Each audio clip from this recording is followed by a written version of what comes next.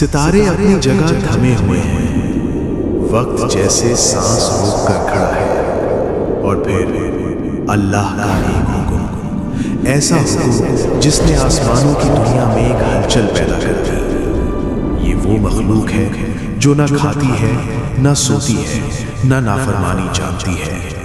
یہ وہ ہستیاں ہیں جن کے پروں کی سرسراہٹ عرش الہی کے گرد گونجتی ہے۔ لیکن سوال یہ ہے، فرشتے آخر ہیں کون؟ وہ کیا جانتے ہیں اور کیا نہیں جانتے؟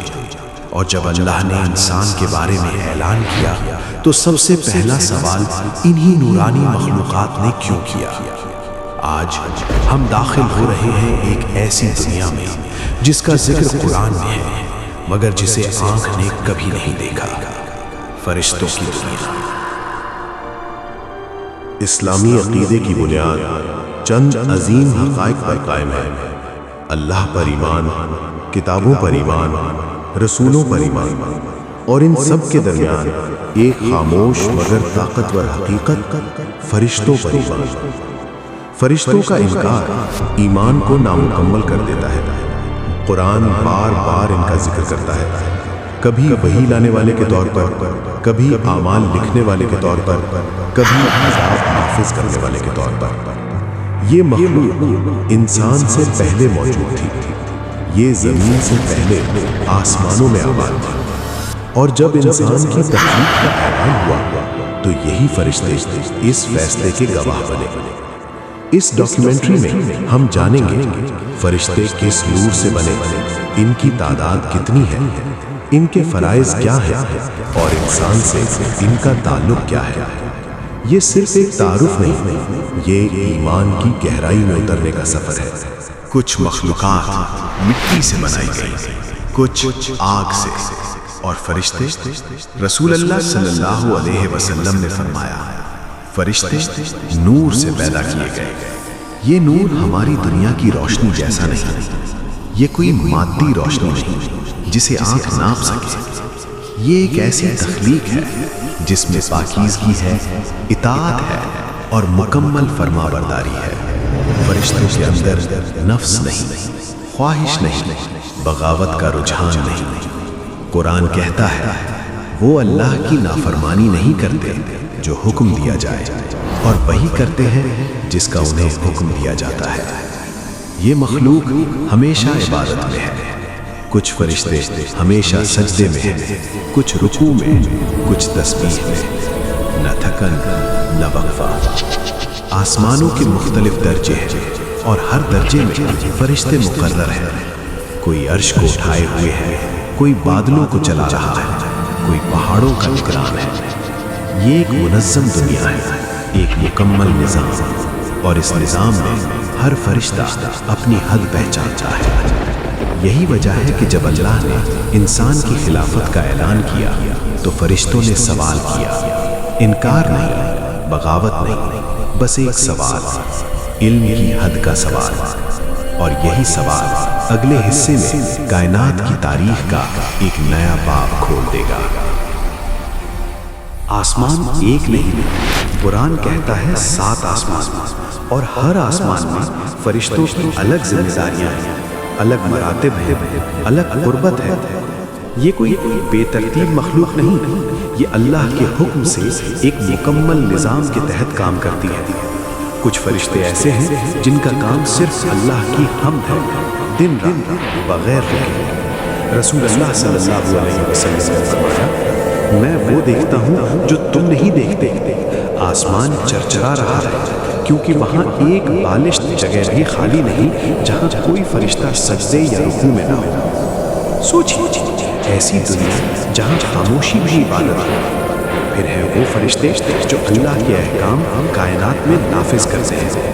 بارش کے قطرے، ہوا کا چلنا، بادلوں کا سفر، یہ سب کسی اتفاق سے نہیں، ہر کام کے پیچھے ایک مقرر فرشتہ ہے۔ حضرت میکائیل علیہ السلام رزق اور بارش کے نظام پر مامور ہیں۔ حضرت اسرافیل علیہ السلام سور تھامے کھڑے ہیں، ایک حکم کے منتظر، اور وہ حکم آئے گا تو کائنات کا یہ نظام ایک لمحے میں بدل جائے گا۔ یہ فرشتے نہ آگے بڑھتے ہیں نہ پیچھے ہٹتے ہیں، قرآن کہتا ہے ہم میں سے ہر ایک کا ایک مقرر مقام ہے۔ یہ نظم و ضبط اللہ کی عظمت کی نشانی ہے۔ اب منظر بدلتا ہے۔ یہ وہ لمحہ ہے جو انسان کی تاریخ سے براہ راست جڑا ہے۔ اللہ نے فرشتوں سے فرمایا میں زمین میں ایک خلیفہ بنانے والا ہوں۔ یہ اعلان تھا، کوئی مشورہ نہیں، لیکن فرشتوں نے سوال کیا۔ قرآن کے الفاظ میں کیا آپ وہاں ایسی مخلوق بنائیں گے جو فساد کرے گی اور خون بہائے گی اور ہم آپ کی تسبیح اور تقدیس کرتے ہیں؟ یہ سوال غرور سے نہیں تھا، یہ اعتراض نہیں تھا، یہ علم کی حد کا سوال تھا۔ فرشتے جانتے تھے کہ زمین پر پہلے بھی کچھ مخلوقات رہ چکی ہیں اور وہ فساد کر چکی تھی۔ وہ نہیں جانتے تھے کہ انسان کو کیا خاص چیز دی جا رہی ہے۔ اللہ نے جواب دیا میں وہ جانتا ہوں جو تم نہیں جانتے۔ یہ ایک مختصر جواب تھا، لیکن اس میں پوری انسانیت کی حکمت چھپی تھی۔ فرشتے خاموش ہو گئے، سوال ختم ہو گیا، کیونکہ فرشتے اللہ کے فیصلے پر سر تسلیم خم کر دیتے ہیں۔ لیکن یہ لمحہ یہی ختم نہیں ہوا۔ یہ سوال ایک بڑے انکشاف کی طرف اشارہ تھا، ایسا انکشاف جو ثابت کرنے والا تھا کہ انسان کیوں اشرف المخلوقات ہے، اور یہ انکشاف اگلے حصے میں علم کی صورت میں ظاہر ہوگا۔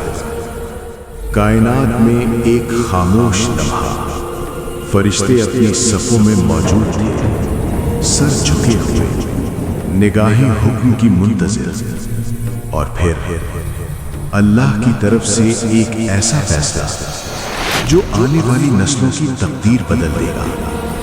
قرآن کہتا ہے اور اللہ نے آدم کو تمام نام سکھا دیے۔ یہ کوئی عام علم نہیں تھا، یہ صرف الفاظ نہیں تھے، یہ اشیاء کی حقیقت تھی، مقصد کی پہچان تھی، چیزوں کے پیچھے چھپی حکمت تھی۔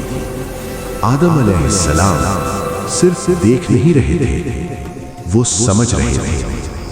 یہی وہ مقام تھا جہاں انسان فرشتوں سے ممتاز ہوا۔ فرشتے عبادت جانتے تھے، اطاعت جانتے تھے، لیکن علم انسان کو دیا گیا۔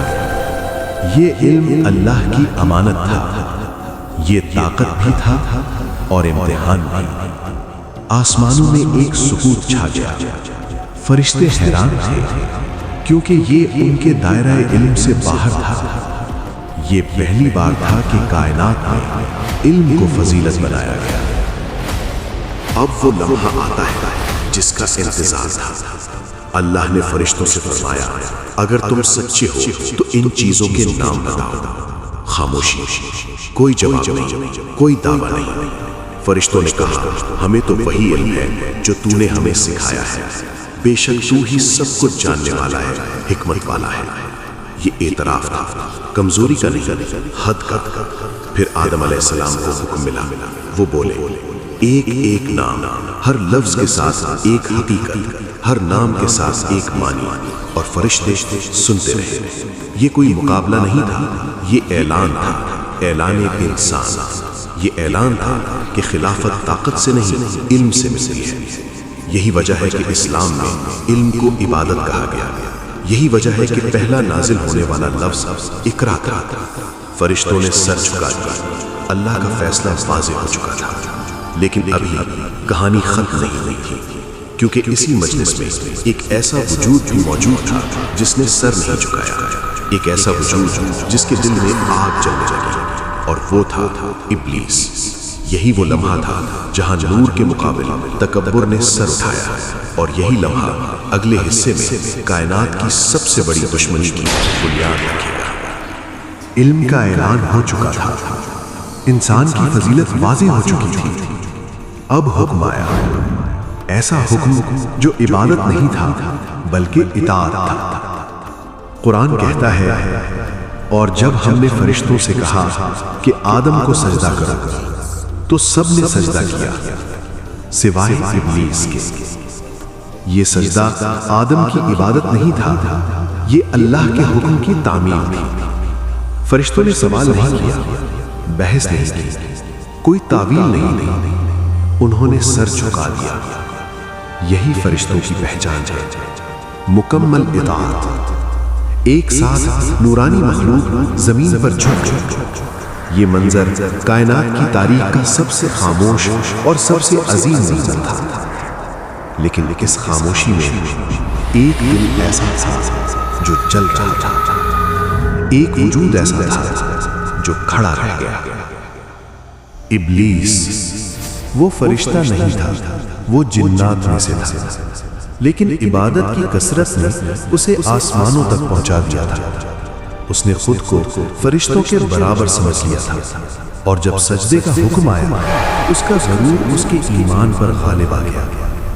اللہ نے پوچھا، کس چیز نے تجھے روکا کہ تو نے سجدہ نہ کیا جب میں نے تجھے حکم دیا؟ یہ سوال علم کے لیے نہیں تھا، یہ حجت قائم کرنے کے لیے تھا۔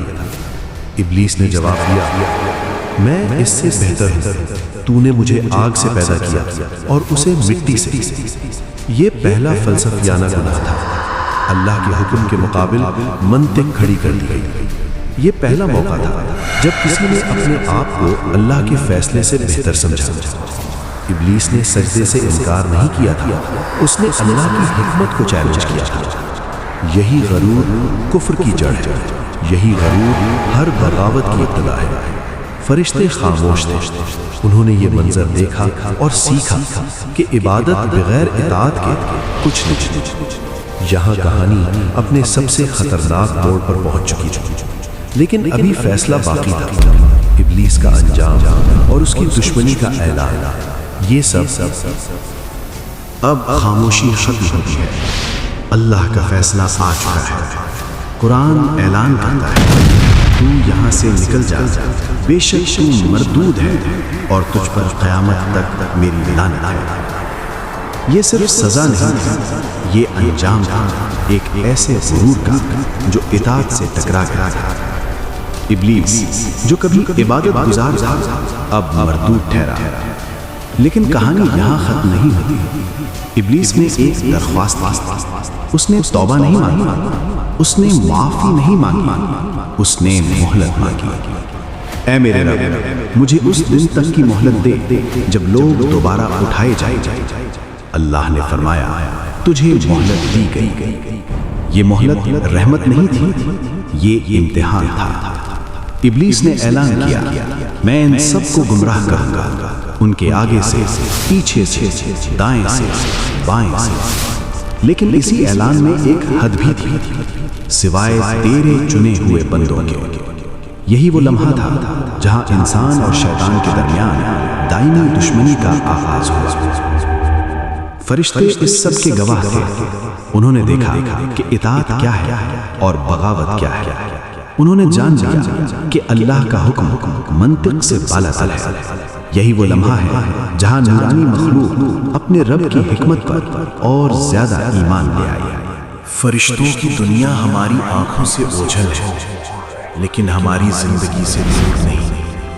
ہر لمحہ فرشتے ہمارے ساتھ ہیں، کوئی اعمال لکھ رہا ہے، کوئی حفاظت کر رہا ہے، کوئی دعا پر آمین کہہ رہا ہے۔